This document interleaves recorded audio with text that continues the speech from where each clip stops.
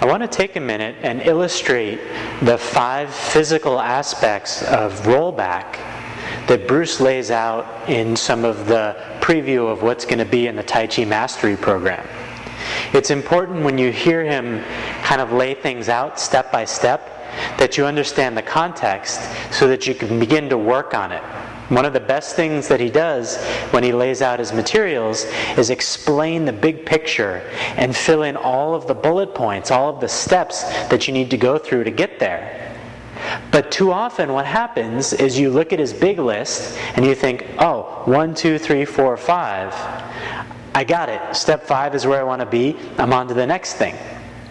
So when you see everything broken down into all the steps, or you see all the components, the next thing you actually need to do is not jump to the last step and think you're ready to go on, but you need a container or a framework for understanding how do you practice each of the components in a way that builds them up. So let's go through those 5. The first one is the twisting and turning of the hips and the waist. So the simplest thing you can do to get that going is this Tai Chi circling hands exercise.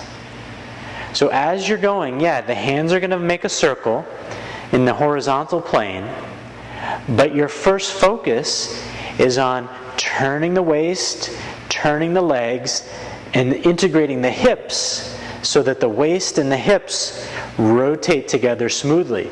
So you don't come forward, turn, forward, turn like that. You want to get a sense for the gearing between the hips and the waist to loosen up. And then the next natural step from there is to start to feel the legs turn. So you would do this again and again and again, feeling into the hip joints, getting the hip joints nice and smooth, and then turning the waist and getting the waist turned nice and smooth until the hips and the waist working together starts to come down through the legs. So at first you'll really feel this in the upper thighs. The turning side to side will loosen the big muscles of the thighs first. So you'll get that sense you come around, I turn, I got it going maybe to the middle of the thigh. And you have to spend some time working your way down to the feet until the feet feel like they're smoothly changing and smoothly turning. Even the tissue in the feet rotates with what you're doing in the waist and the hips. Now from there, you also need to have smooth turning in the arms. Right? So when we're looking at Liu roll back in the Wu form, I'm going to come down like this. And the movement, if there's incoming force, and I just yield this way, straight line with the arms, or even a curve with the arms, with no twisting, I don't get the same result. So to add a sense of twisting in the arms, I'm doing it with the fists just so you can see that it's the arms turning, it's not the hands.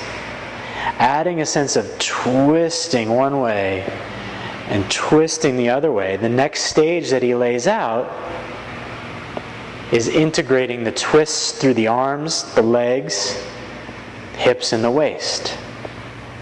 Right? So you've got all of those turning together. That's step 2.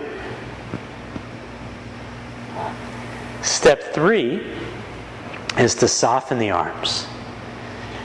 So Liu rollback is not going to work if the arms stiffen up. Somebody goes to push on you and you brace with the arms, that's not going to cut it.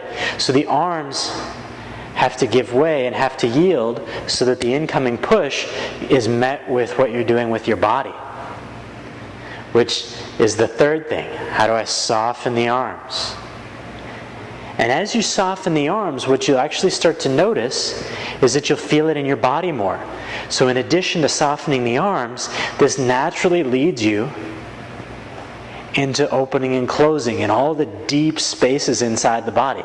Because you come around here, I'm going to yield with the arms.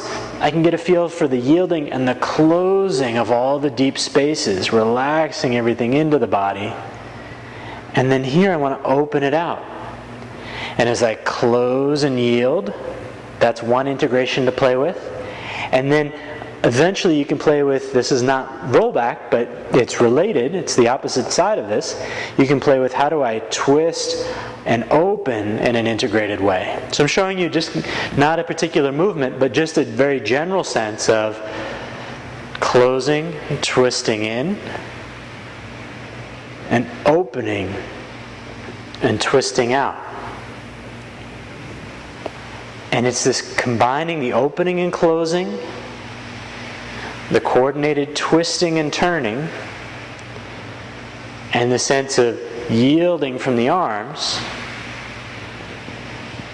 This is going to give you the basic physical components of Lu, or rollback. And what's really cool about it, right, if you read that report, it says, here are the physical components. Once you've mastered the physical components, you move on to the energetic components. Well, guess what?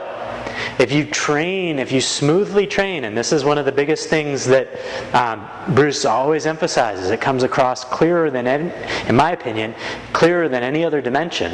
You have to relax your nervous system in order to do this well.